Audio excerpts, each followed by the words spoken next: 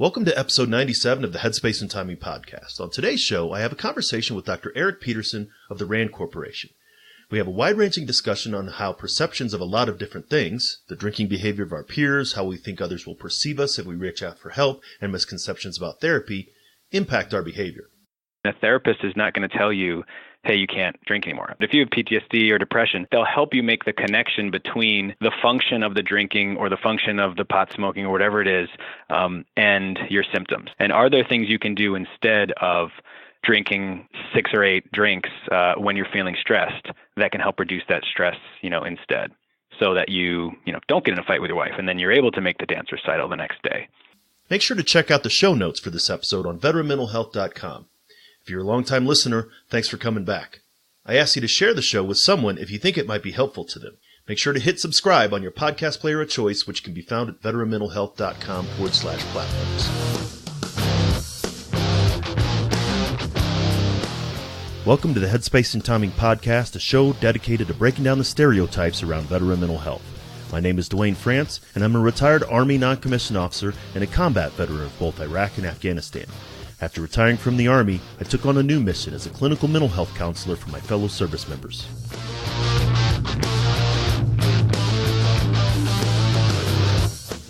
If you served in any branch of the military, then you're familiar with the M2 machine gun, the 50 cal.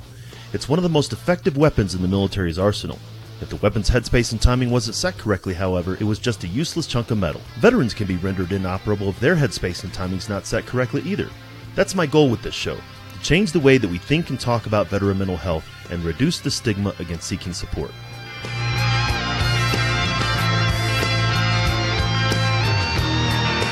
Each week, we'll talk with mental health professionals, veterans, and those who support service members, veterans, and their families.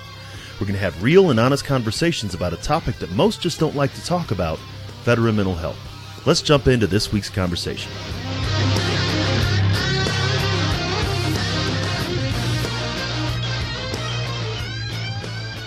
Hey everybody, welcome back to the Headspace and Timing podcast. Once again, and as always, I really appreciate you taking the time to listen and learn more about veteran mental health. We often have mental health professionals who are actually practicing clinicians that are on the show, and my guest today does have the clinical experience. But if you've heard the show with Terry Tennelian, you'll know, or if you've been doing any kind of following about veteran mental health research, you know that the RAND Corporation has done a lot in the space of trying to understand veteran mental health, the applications of veteran mental health in a lot of different aspects. And that's definitely where my guest today is coming from. Dr. Eric Pedersen is a behavioral and social scientist with the RAND Corporation, and we're going to talk a little bit about his research today. Eric, welcome to the show. Great. Thanks so much, Dwayne. Really appreciate the opportunity to be here. I thank you for taking the time. Actually, you and I have been, as you said before we started, is sort of connecting on Twitter and on social media. And you've got some very interesting studies that I definitely want to get into. But before we talk about that, I'd like to give you an opportunity to tell the audience a little bit about yourself. Sure. Yeah, I'm a clinical psychologist. I got my degree from the University of Washington in 2012, and while I was there, I was mostly doing intervention work with college students, and mostly focused on that 18 to 23-year-old range, and developing these brief interventions to try to help them reduce some of their heavy drinking and some of the consequences that come along with that. But I was really kind of pulled towards working with this with the veteran population. So I did most of my clinical work I was at the Seattle VA for a little while, and then I did my clinical internship down at the San Diego VA, working primarily with kind of the younger adult veterans, but really the OEF, OAF, OND veteran group in the PTSD clinics, as well as in the substance use clinics. So I've been really haven't done as much clinical work lately, but I'd like to get back into it at some point. But a lot of what I was doing was trying to take some of that work that I was doing with the college students, which was working really well for that young adult group, and seeing if we could apply some of that over to the young adult veteran population, some of those brief alcohol and mental health interventions that we had. Oh, that's really interesting to hear. Having been an 18-year-old private first class in Germany, I am well familiar, and having been in college and on college campuses before, I'm well aware of the similarities just between young men and women being away from their parents the first time in a overly permissive environment, almost where alcohol use is considered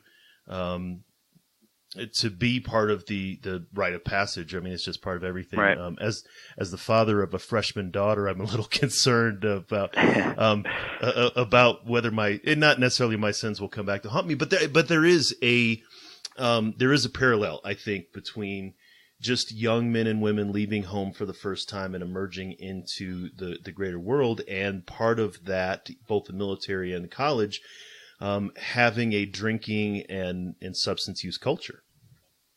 Right. No, you're absolutely right. I mean, there's obviously many, many differences, but there's also, I mean, at least developmentally, they're kind of around the same age when they're moving away from home and getting involved in these new groups. So, and a lot of the research that we do and that a lot of people do is with college students because, they're usually pretty accessible. And I know a lot of them drink. I mean, a lot of them don't drink that much, but you're going to find some heavy drinkers in this population. So we test these interventions with them. And then, it would be great if we could just take some of those and transfer them over and see if they're working with, other populations. And the veteran population, and particularly the young adult veteran population, is, a great group to see if some of these interventions work because they're still young enough where if you give them an intervention or, a prevention program, it can maybe prevent them from then, continuing to drink heavily or kind of, stew with PTSD symptoms for years and years and years until these things become chronic and then, just go unaddressed. So it's kind of a nice window in this kind of young adult area where you can try to intervene with somebody. Well, I can certainly say that I'm looking back on, again, my own personal experience. Like I said, I spent the first 3 years of my military career, really my first time away from home in any significant amount was in Mannheim, Germany. Of course, no drinking age. And even looking back on that, I can acknowledge, and I have before, that at that point, knowing what I know now, I had a severe substance use concern. Honestly, I didn't drive I didn't even get my driver's license in Germany because I didn't want to drink and drive. I just wanted to be able to drink as much as I wanted to. And looking back on it, there is that, my father and my grandfather, there's the genetic basis. And then there was also the environment that I emerged into. And I got a handle on it, before it got out of control, before it ruined my career. But one of the differences between me, the 18-year-old me in the mid-90s and the 18-year-olds in the 2000s and the 2010s, is that I was dealing with the alcohol use as a matter of course, not complicated by going to combat. By the time I went to combat, all of that was under control. And so young service members, the same thing with college students, sure, you're going to have the same substance use interventions, but you're also going to have the PTSD and the deployments and everything else on top of it, which makes things a bit more complicated. Yeah, no, I absolutely agree. And, a lot of the interventions that we have developed with college students have kind of been based around social drinking. It's almost like this assumption that, college students have a decent mental health and that if you're drinking heavily, it's because you're drinking, hang out with friends in those social settings. But I mean, a lot of times that's the case, but it's not always the case. And so some of the interventions that we have that have this kind of social pull could actually potentially benefit people that are drinking for these non-social reasons, some of these coping reasons. And I'll give you an example. The main one that we received some funding to actually do a pilot test of was this approach called the personalized normative feedback intervention. And so this is an approach that we've used, that researchers have been using for many, many years with college students, and it seems to be one of the best components of, larger interventions, but it also seems to be a really effective standalone intervention as well. And this is based on the assumption that people tend to drink or model their own drinking behavior off of what other people are doing. And it's not just what other people are actually doing, it's what we think people are doing. So a good example is if we're talking about college students, a college student goes out to the bar and thinks, that everybody at this bar is drinking, 10 drinks, and they look around and they see that there are, definitely some people that are drinking heavily, because drunk people are usually, pretty loud. They're making noises, talking a lot. You might see them doing shots. And so that kind of perception then, or this misperception, starts to develop where you're thinking that everybody drinks really heavily. And so you don't want to be the only one at this bar who's not drinking. You don't want to just be the one who's just having one or two, and everyone looks like they're having a really good time when they're drinking 10. So, you might increase your drinking to get to that level. But what we found is that these are just college students, and we've done a lot of work to show that veterans do the same thing. A lot of other groups do the same things as well, is just grossly overestimate how much other people are drinking. Yes, people are drinking heavily, and those are the people that stand out. But if you look at everybody within this bar or within this party, or within this concert, there are a lot of people that are drinking, not at all. There's a lot of people that are drinking, just a little bit, and then there's people that are drinking kind of more moderately. And so what we do is we actually present the college students, and then in our pilot study, we actually presented veterans with these gender-specific, what we call norms, actual norms of what drinking is like within your specific group. So if you were a male veteran, we would say, here's how much other male veterans like you actually drink. And we would correct their misperceptions that they have, so they're actually able to learn, one, that people like me don't drink nearly as much as I thought, but they're also able to kind of check in with themselves and just also might be able to notice, oh, wow, I actually drink more than, is the norm, more than what other people do. Whereas I thought I was just like everybody else. So it might serve as this reality check to actually reduce your drinking a little bit. And it's this really cool, it's such a simple approach, but it's just this really neat intervention that seems to work with college students. And like I said, we found some pretty neat effects with veterans just after we've done this pilot study of 1 month. We're trying to get more funding, looks promising, to try to do it for up to a year and see if we can actually make some changes for veterans using this approach for up to a year. Yeah, I can see how that it definitely will create a cascading effect. If I think that everyone else is drinking more, then I start drinking more, and then my buddy next to me sees me drinking more, and and it's sort of it's a race to the top or the bottom, depending on which way you're looking at it. But I think that awareness piece is critical, right? Not realizing that what we're engaging in, what our environment in, is not normal, right? It's almost like, all fish are wet, and I look at that fish over there, he's wet, so I must be wet too. This is something that I've often tried to explain to those who had never served in the military, is the military has a drinking culture. And we can obviously talk about, other substances too, and how that emerges. But from the barracks to, the officers' right arm nights and the celebrations and the grog bowls, and it's sort of this, even the cliche of drunk as a sailor.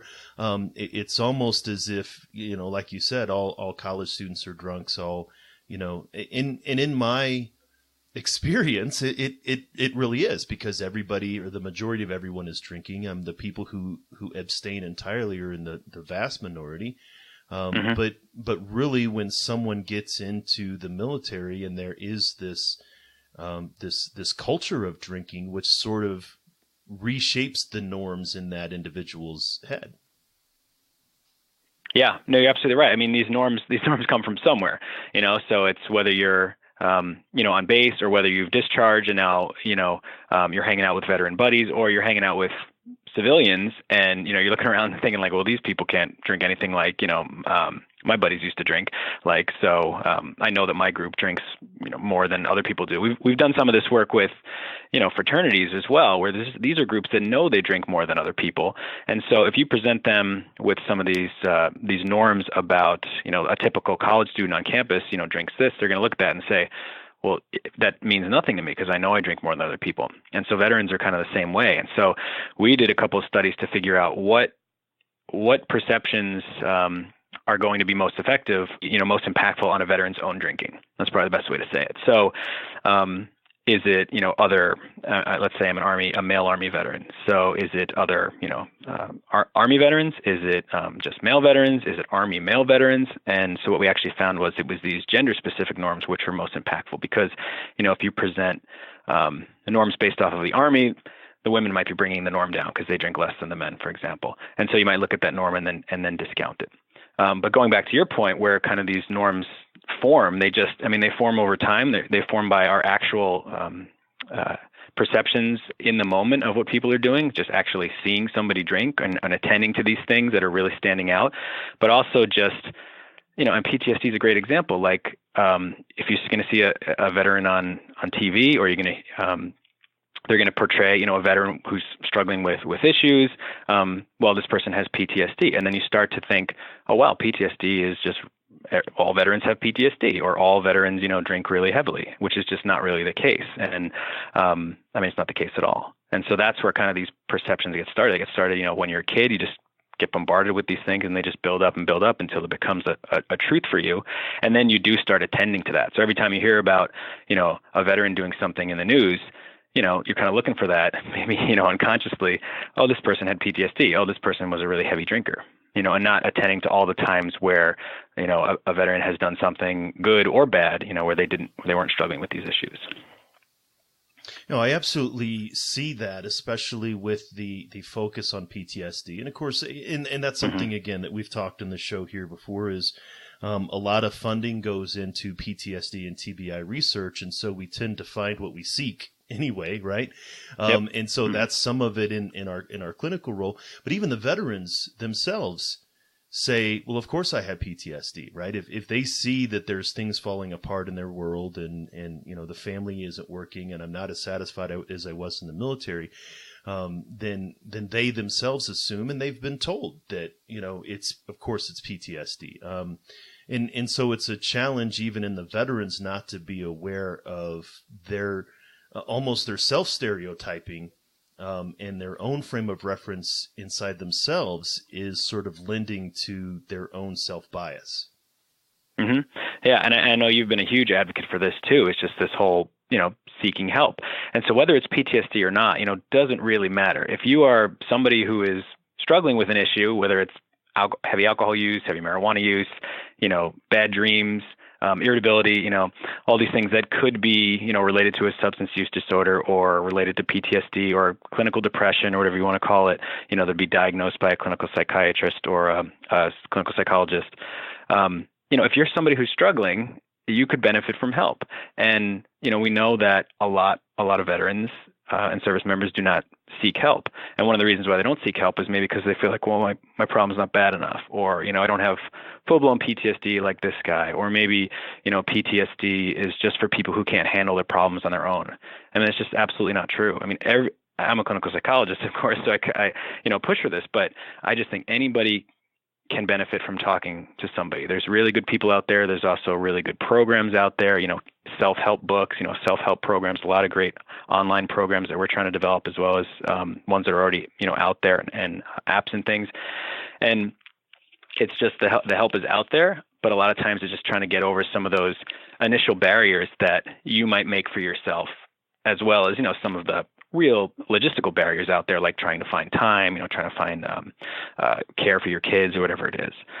But I know you've been a proponent of this, and I applaud you for that, because I just think going in for treatment is never something that should be seen as a weakness. And we're starting to see that in our data, that veterans do not actually view each other as weak if they have, gone in for treatment.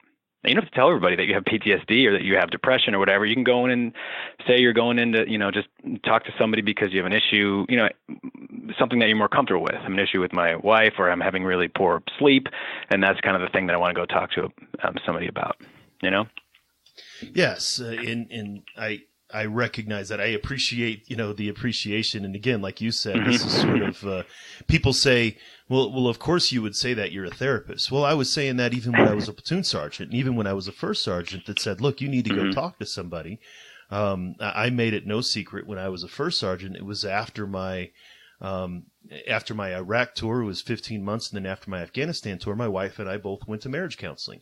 And I made it no secret to my platoon sergeants and my squad leaders. And I said, I'm top's taken off because this is what I'm doing. And so it's, and again, that's something of, somebody really getting over their initial hesitation to reach out and sort of, break down that stigma. But you've done that research. that I'd mentioned before on our own perceptions of stigma, how veterans will apply stigma differently to themselves than they do to other veterans. And I found it honestly so interesting that I created that infographic because it is so striking. The differences are so striking. So I'd like to hear about that particular study, if you wouldn't mind. Yeah, sure thing. I mean, it's related to the alcohol misperceptions. So just like we, have misperceptions about how much people are actually drinking around us, we have misperceptions about, what we think other people think about us or think about an issue. So, one thing that they started doing at RAND with the Invisible Wounds of War project was to look at some of these barriers. I call them, perceived barriers, because they're, these real logistical barriers, and then there are these kind of things that happen based off of your perceptions. And one of the main one is, I think that people are going to view me negatively if I go in and seek care. And, when you're talking with a bunch of, these are people from the military, veterans and service members, arguably very, very tough people. I get that. They think that, it might be a weakness, or other people might view it as a weakness to go in and get some help. This is something that I wasn't able to, address myself. And what I wanted to actually look at was to see, is this, these misperceptions, is what you think different from, what other people would actually think or what they would actually do? And so what we did was we asked the veterans, how would you feel? How would you feel towards somebody who went in for care for, PTSD, depression, or substance use issues? And pretty much they said, well, I wouldn't blame them for the problem. I wouldn't view them as weak. I wouldn't think any less of them. And then we asked them, well, how do you think other people would view you if you went in for care for some of these things? And, it's just striking to see this. Many of them said, well, they would see me as weak, or they would think less of me, or they would blame me for the problem. They're going to treat me differently. And so it's just clear as day. We have these data where, you think people will view you more negatively than you yourself would. But when you take all those you yourselves and average them together, what you find is that most people don't care whether you're going for care or not, if you're going for treatment or not. In fact, they probably would encourage it. People like you that have gone in for care have talked really highly about it and said that, they've really benefited from it. It wasn't as bad as they thought. They didn't just throw a bunch of medication at me. We actually, talked, and we, had a really great conversation, and I really liked my therapist. And I think the more and more people come out and talk about that, we will eventually learn that, veterans they can benefit a lot from going into treatment. There's a lot they can get out of it, and it's not something that's seen as a weakness. But it's this, this perception we have of how other people are going to view me a certain way. We have the data to show you that they don't really view you that way. They don't really care. Right, and you don't view them that way. Every veteran, a majority of veterans that I know of, my shield covers my brother. I'll let everybody cut in front of me in the chow line, and even leaders eat last, and all these kind of things. Is we're so focused on supporting others, and that's how things were in the military. Is that I supported my brother and sister, and they supported me. And so we want everybody in the world to get the help that they need, except for ourselves. And then this issue of isolation really is if things get very bad, both with substance abuse and with these other conditions that we're talking about, is then veterans will tend to isolate. And in that isolation, then they're thinking they're the only ones. And it just sort of perpetuates itself. One of the most striking points of data that came out of that study, 44%, almost half of veterans said they thought other veterans would see them as weak for seeking help. So I would think that my buddy thinks that I'm weak for seeking help, but only 12% said that they would view other veterans as weak for seeking the same help. And to me, that is a striking difference between how I apply the stigma to myself to how I apply it to others. Absolutely, yeah. And that, that we call that misperception. So that misperception is something that actually, we found with research studies that actually prevents people from, or veterans specifically, from going in for care. So if we can kind of correct that misperception, then maybe, just like with the drinking studies we're doing, maybe we can get you to pursue care, just as like maybe we can get you to drink a little bit less or experience fewer alcohol consequences. And so one of the things we want to do with this with the follow-up study, this personalized normative feedback approach that we've developed with veterans is to, in addition to the alcohol norms, we give them these actual norms about how other veterans would view you, and have veterans have data from veterans who've actually sought care and where they're talking about, how beneficial it was or how it was different from what they thought and ended up being pretty good. And one of the ways we try to do that is try to reach out to them on social media. So one of my main interests has been to find this population of veterans that could benefit from help, but is not seeking help. And it's a group that you've targeted, some other researchers have targeted, the VA has tried to target, but they're just a hard group to reach because we don't really know where they are. I mean, if you're a veteran if you're one of the 50% of veterans that actually goes to the VA, let's just say you're going to go get a physical health exam, and you see something in the lobby about a mental health study or something that says, hey, are you having sleep trouble? Will you call this number? If you never actually enter a VA, like I said, 50% of them don't, you wouldn't be exposed to that. So then how do you actually go out and find the veterans in the community that are not walking through the doors of the VA? And so one of the things that we've done, and we've done it pretty successfully and want to try to continue to use the social media to try to reach out, is Facebook. And that's the one we started with, but we're going to try to test out a bunch of other social media sites as well, where we develop some, you call them ads. So when you're on Facebook and you're, flipping through with your thumb, one of these things would come up and says, hey, are you a veteran, interested in a research study? Or are you a veteran who's having sleep issues or worried about your drinking, or whatever it is? And they would click on that, and then they would get directed to our study. You can have some ads we had, were about seeking help, but a lot of them were just about, some of them, really, it was a research study. So we highlighted, the incentive that you can get, $20 to do a survey.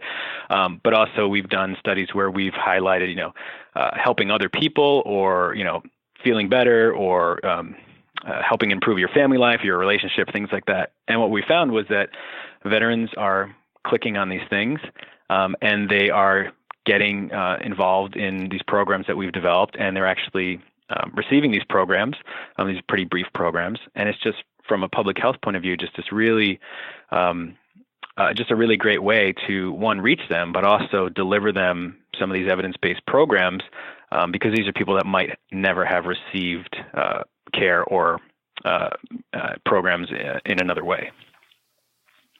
See, and you're right. I mean, I do think that's very critical. I've a couple of things that brings to mind is, number one, just the vast number of veterans who could benefit from these treatments compared to those that actually use the treatments. Again, and I seem to talk about it every time, especially when we're talking about data. When it's the National Academies of Science, Engineering, and Medicine study that came out the beginning of last year, which showed that 50% of post 9/11 veterans screened positive for some form of mental health concern, but less than half of them were actually engaged, or even less than half of them even realized that they had a problem. So there is that perception of, okay, well, maybe, maybe I have sleeping problems, or maybe there's relationship, but it's not related to my mental health. And so there is a whole gap of information that kind of breaks down. And exactly what you're talking about is how do we reach them on social media? Again, several years ago, I had somebody, when I was talking about this, saying we need to start getting on Facebook. And somebody turned to me, and it wasn't an older veteran. It was just somebody probably about contemporary, my same age, saying, I don't think veterans are using social media to search veteran mental health. And I said, have you been on Facebook lately? Because they sure are talking a lot about PTSD, TBI, and stuff on Facebook. Yeah, and Facebook's neat because you can actually tailor your keywords to things that, you think veterans might be involved in. So, for example, we've done some work with veterans who play video games, and a Call of Duty or Fortnite, things like that. And so we actually would target a set of ads, towards people who played video games. Now, you got to be a little careful with that, because you might also get a lot of, just adolescent boys and girls that also see your ads. You have to be a little more specific in your targeting. But I mean, you can have these targeted campaigns on Facebook and some of these other social media sites where you can try to reach people that might, the really hidden people, veterans, where they're not actually advertising for themselves that they're veterans, or they're not talking about these things, but they might come across this thing and say like, oh, okay, this looks pretty interesting. There's also, veteran social media sites where you actually have to be a veteran or an active duty service member to register for some of these sites. And so those are another great place. You don't want to be on Facebook, fine, but you might be on some of these sites. There's also family members. So, we had ads up that would, mention like, hey, do you know anybody like this? Or do you know anybody that could benefit from this? I mean, this is this really easy thing to do. They just click on this link, here, just send this to them. And so family members and friends can also be another way to reach people or veterans that are not actually, using some of these social media sites. That's exactly how I found myself doing as much or more with the blog and the podcast, simply because there is such a response where it's a passive way to sort of receive the information. And I've actually seen this work too, as you've said, your research bears it out. But back in episode 82, we had Dr. Carmen McLean, and she was trying to recruit veterans for an online prolonged exposure study. She was linked up to me probably about 10 days before the time ended. And she had only had 28 of the 40 participants identified and signed up, and they had been doing it for months. And this isn't bragging. This is literally how it worked. Was I wrote a blog post, I pushed it out on social media, and through sharing that, not just me, but also people sharing it out, she got an additional 12 participants in 10 days. Yeah, that's great. Yeah. And that goes to show. And one of the things that she said was interesting is that a lot of these veterans were clicking to sign up at midnight, 1, 2 in the morning, which is where we expect that they would. Those individuals that are up in the middle of the night and they're in some sort of, not full on distress. And this is the issue. It's not like, people have this idea that, the veteran is huddled in a cold, dark room in the middle of the night in the suicide prevention line. No, this is somebody that just, can't get to sleep, slept a couple hours, and now they're up and they're watching late night TV and they're just kind of frustrated and low grade. And like you said, they're just thumbing through Facebook or Twitter or LinkedIn or whatever. And then this pops up and having it's almost like, I call it operationalizing serendipity, putting something in somebody's face that they need to see when they need to see it. Yep. Yeah, I totally agree. And I think, you need to make it easy for people. And so, if it's all right, well, click this, link on your phone, and then, go fire up your computer and use this code that we're going to send. We're going to text message you and type that in. It's like at some point, the group you're trying to get is the group that you really just kind of have to catch when you can catch. So, I think, trying to make it as easy as possible. So, for example, with our program, you're going through Facebook, you see the ad, you click the ad, you read a consent form right there on your phone, you click OK, and then you can actually see the program, on your phone right there, kind of in the moment. I'm ready to do it. Let's do it. And so I think that approach is really helpful, because you do want to get people when, they're just, in the mood, or it's just, they got some time right now, let me try it. And like with these social media campaigns, you could fund these things to just pop up once and they see it once, or you can fund them to try to hit people multiple times so that you are able to get them in that moment. I think about Facebook ads, as annoying as they can be. I'll see the same ad for shoes 10 times, and on the 10th time laying in bed and just thinking about like, I actually could use these shoes, so maybe I'll click on that. I think the same thing can happen for outreach and trying to reach veterans where they're at.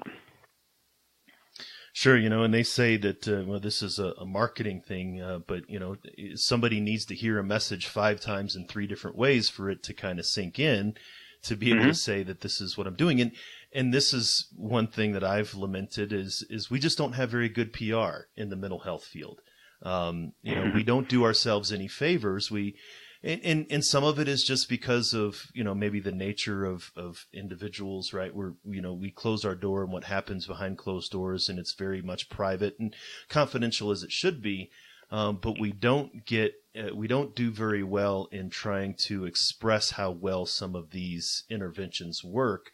And like you said, communicating to veterans and their families where they're at.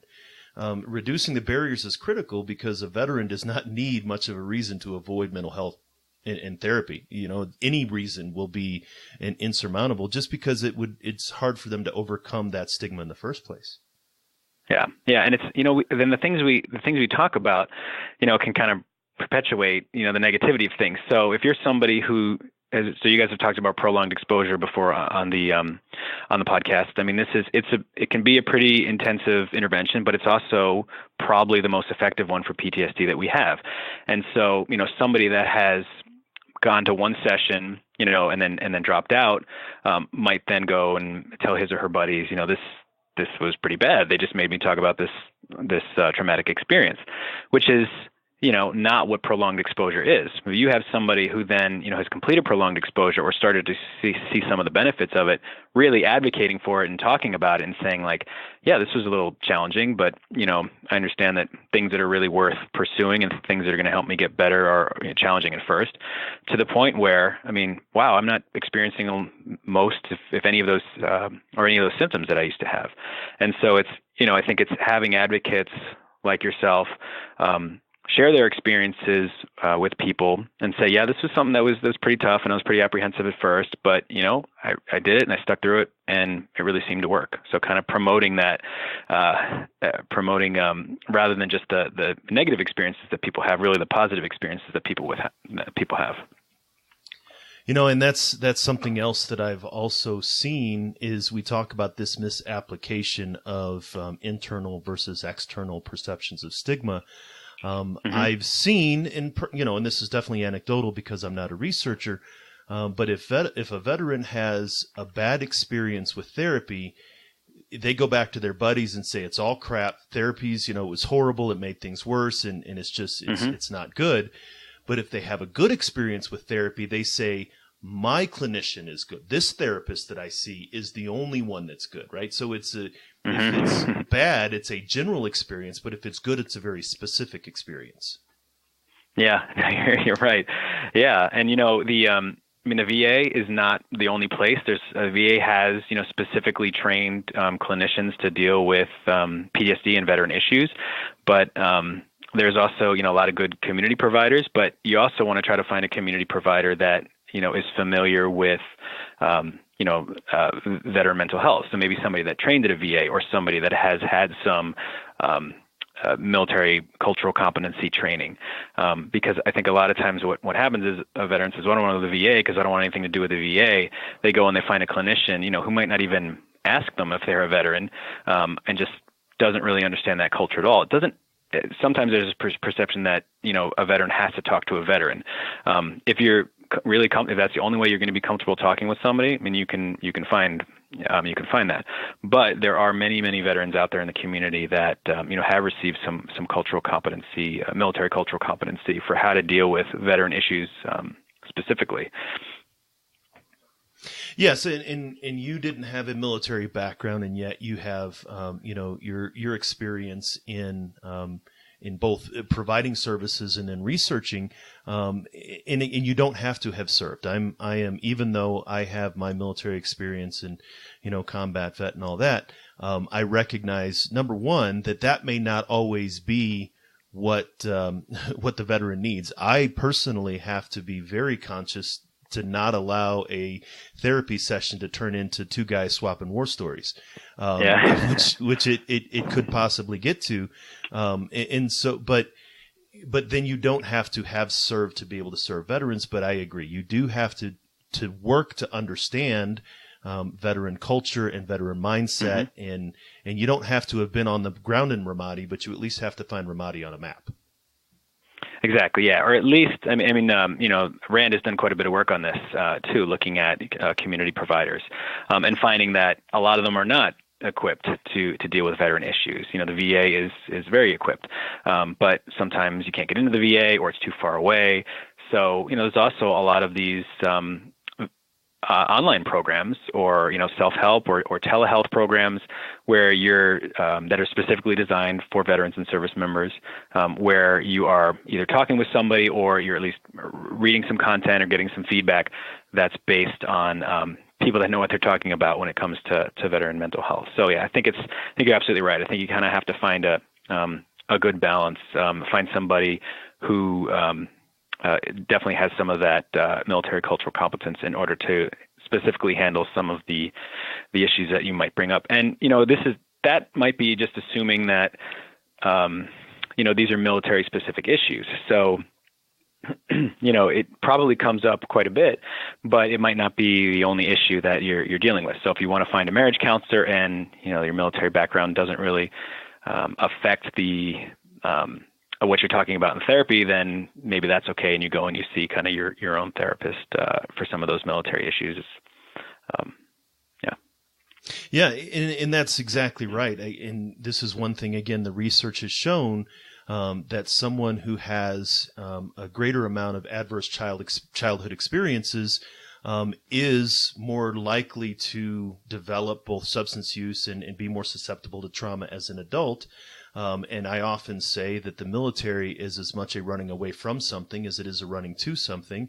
And so a number of service members come into the military already having some of these concerns. And again, somebody who's working with a veteran needs to be able to understand, what is it that I'm actually dealing with here? Is it the childhood stuff? Is it the combat stuff? Is it the post-combat stuff? I've, worked with Vietnam veterans that, they've dealt with Vietnam a long time ago, but they're really harboring resentment over those 15 years after Vietnam where they weren't allowed to be who they were and so on. So it really is needing to understand exactly what the issue is. Yeah. And I know, you're right. All your experiences kind of make you who you are and make you make certain decisions and lead you up to where you are. And a lot of that, how you learn how to cope with things can then translate to, when major issues come up. So if you're somebody that, has learned to cope with really stressful situations by, having a couple beers or smoking pot or whatever it is, well, now you've experienced this, this combat trauma, and you're starting to experience PTSD symptoms, and you're kind of finding that you're able to manage those symptoms through the use of alcohol or marijuana or other substances or whatever it is. And then the more and more you do that, the more and more you learn that, this is actually something that I think is effective. I can't sleep, so I get really drunk, and now I can sleep and I don't have nightmares, or I don't think about, these terrible things that happened to me. And so I know you've been an advocate for this too, but the overlap between depression, post-traumatic stress disorder, most of the other mental health disorders, there's a lot of overlap with those and substance use issues, and that is becoming, more and more out in focus now at the VA and for other programs and for community providers, as well as evidence-based programs where we are trying to target both of those things at the same time. The model used to be, you'd come into a VA or you'd come into a hospital and say, I'm experiencing these PTSD symptoms and I'm drinking really heavily. And they would say, okay, well, we'll get the drinking under control first, and then we'll deal with the PTSD because it's going to interfere with your therapy.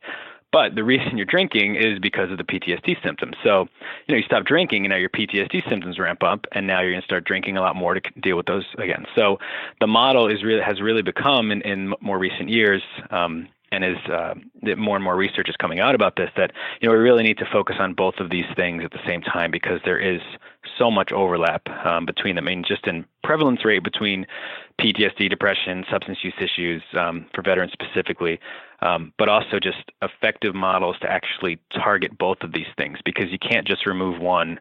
You can't just remove the substance and think that somebody's going to be okay managing their symptoms after they've learned to manage them, somewhat effectively, by by drinking or using drugs or whatever.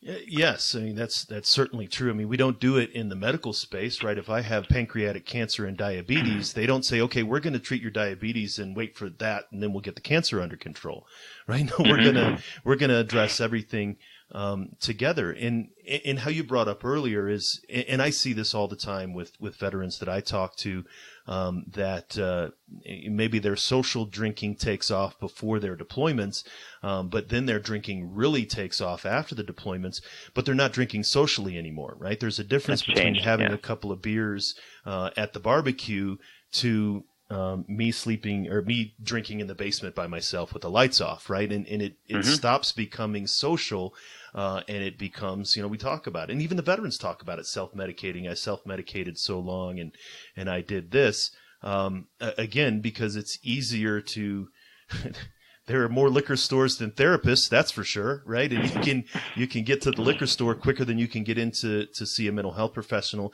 and nobody's going to judge you for seeing you outside, seeing your Jeep parked outside of a liquor store, whereas you feel that, this goes back to your perceptions, you feel that people will judge you if they see you parked out of a therapist's office. Yeah, no, it's true. And another thing too is there's sometimes these misperceptions that, if you do drink, I mean, a lot of people enjoy drinking and enjoy drinking socially. A lot of people enjoy, especially now in our state, California, recreational marijuana is legal, or the sale and possession is now legal in our state. So, if you enjoy doing those things and you can do them in a way where it's not severely impacting your life, I mean, a therapist is not going to tell you, hey, you can't drink anymore. I mean, your primary care physician might tell you that, if you have cirrhosis of the liver, they might say you need to stop. But if you have PTSD or depression, they'll help you make the connection between the function of the drinking or the function of the pot smoking or whatever it is, and your symptoms. So, these symptoms pop up. When they pop up, you start to drink, you notice that they reduce a little bit, and you get in a fight with your wife and fall asleep and sleep through your kids' dance recital the next day, and that's how all this is connected. It's not you need to completely stop or you need to cut this out completely. It's using them in a social way. And I'm from a harm reduction model, which is abstinence is the ultimate harm reduction, of course. But I think there's something that keeps veterans who are drinking or using drugs away from therapy is this perception that they're not going to be able to use. You might be able to. It's just all about the function of why you use. And are there things you can do instead of drinking, 6 or 8 drinks when you're feeling stressed that can help reduce that stress, instead, so that you don't get in a fight with your wife and then you're able to make the dance recital the next day. That is an excellent point, and of course, not revealing, definitely not details, but this puts me in mind of a particular veteran who came in to see me for one particular issue that was exacerbated by the alcohol. The alcohol use was the primary issue, but he wanted help with this other thing. And he said, if I can just get that under control, because I've been drinking for X amount of years and it's fine. But it was all in isolation and he had no reference of it. And we went through, and again, this is part of that awareness piece of, we actually went through the assessments that are identified. We used the SASI, the Substance Abuse Subtle Screening Inventory. So we went through the SASI, and I showed him, according to the Diagnostic and Statistics Manual, that he met every single criteria for severe alcohol use disorder, and that he was in the 99th percentile of someone, according to the SASI. And he didn't realize it, because everybody in his family, as you said, it's this, the normative model of, well, everybody else around me drinks, and I'm usually the last one, which means I'm king of the hill. But it wasn't until we actually said, no, brother, this is what we're actually dealing with. And thankfully, that veteran is now well over 1 year sober, since he started working with, I mean, and but he had no realization that was the issue. He was like, I came to, it's sort of like, I'm going to go in because, I have these chest pains, and then you find cancer. but you got to deal with both. And that's really trying to tease those two things apart is less effective than, as you said, treating them both together. Yep.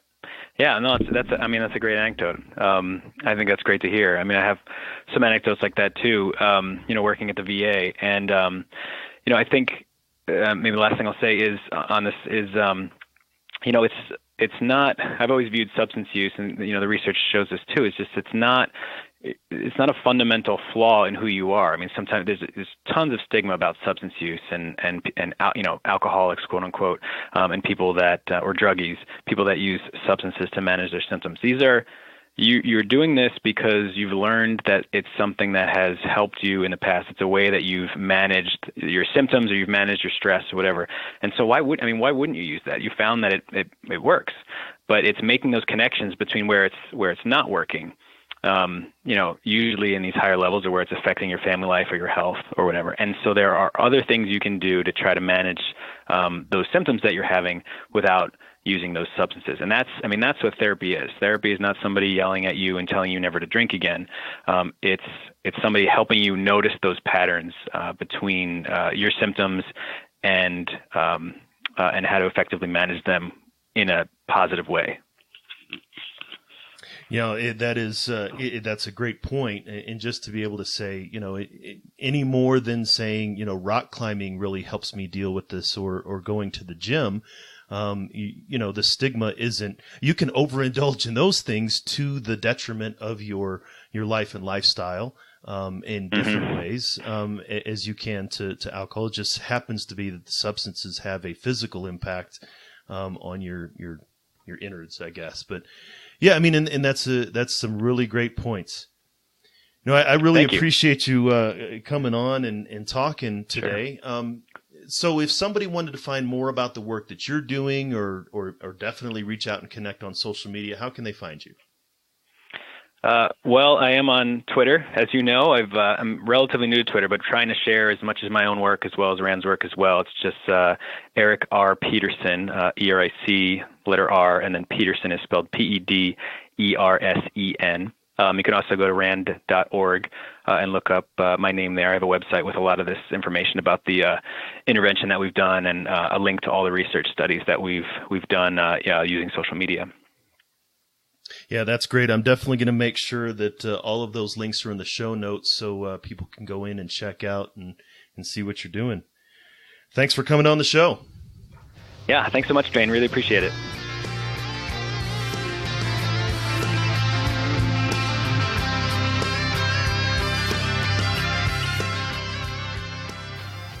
You're listening to Headspace and Timing, where we're trying to change the way that we think and talk about veteran mental health.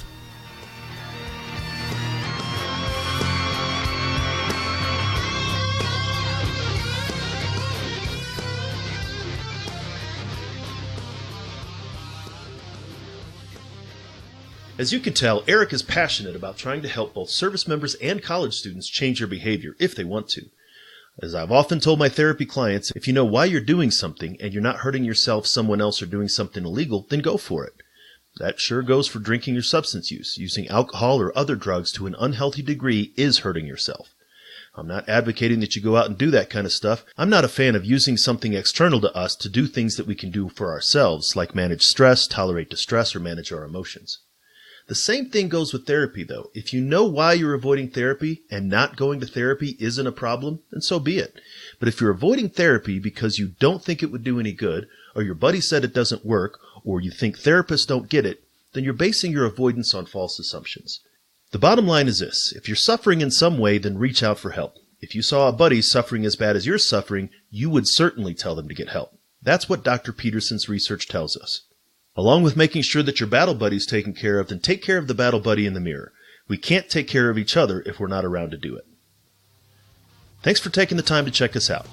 If you want to find the show notes for this episode, go to veteranmentalhealth.com/HST097. While you're there, share the link with someone that you think may enjoy it. While you're checking it out, consider dropping a rating or review on the show. It helps for the show to rank higher in searches. You can find out how to share feedback on the podcast player you use by going to veteranmentalhealth.com/platforms. We have another way for you to give feedback too. You can drop me a line at info@veteranmentalhealth.com to recommend guests, make suggestions, or just send a quick note of appreciation. And speaking of appreciation, you can now get me a cup of coffee. As you may or may not know, this is an independent project that makes no money and takes some time. It's a passion, of course, but there are costs to putting it on. If you feel like you can spare a bit for a cup of coffee, then you can head on over to veteranmentalhealth.com/coffee to put some paper in the tip jar. Just a reminder that the guests and information on this show are for educational purposes only and are not meant to be considered professional advice. While I am a therapist, I'm not your therapist. If something you heard today makes you think you should talk to somebody, then reach out and do so. I'd like to thank Doc Todd for giving us permission to use his track Not Alone from his album Combat Medicine. Doc's trying to bring the discussion about veteran mental health out of the darkness and into the light, and you can see all of his work at therealdoctodd.com. Make sure to join us next week for another great episode, and until then, remember, veterans, you're not alone, ever.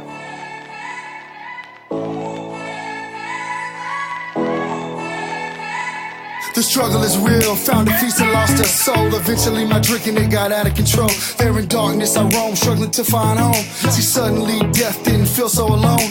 22 a day, destination unknown. It could have been avoided if you picked up the phone, but now you're gone, so I guess all we get is the tone. Nothing but bone weeds, overgrown, pushing up stones. I've triumphed over enemies, co-created enemies. Broke out facilities that tried to put an end to me. R.I.P. I'd rather grind in tranquility. Authentic tendency, embrace my ability. I try so hard to have faith. I bow my head and I pray. Lord, please lend me the strength to carry on and keep standing. How this life so demanding, so much pain, all this planning. I heard each time I wait, but with you I'm not alone.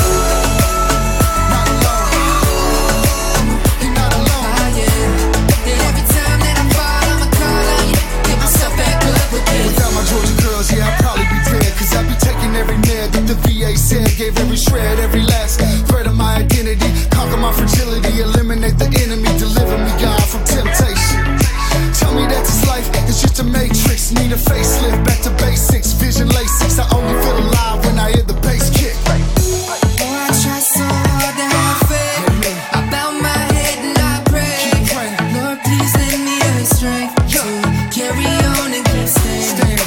How this life so demanding, so much pain, all this planning. I heard each time I wait, but with you I'm not alone. Not alone. You're not alone. And every time that I fall, I'ma call on you, pick myself back up again. Yeah, just pick up the phone, you're not alone. Just pick up the phone, you're not alone, man. Just pick up the phone, you're not alone. Yeah, pick up the phone, I'm right here. And I love you guys. Take those bottles out, dog, and pour them in the sink. Take the needles out your arm and the gun away from your forehead. It's time, man, you've been through enough pain, stand up. It's time to stand back up. All my veterans, man, Army, Marine Corps, Navy, Air Force, Coast Guard. Get up, you know. Oh, I try so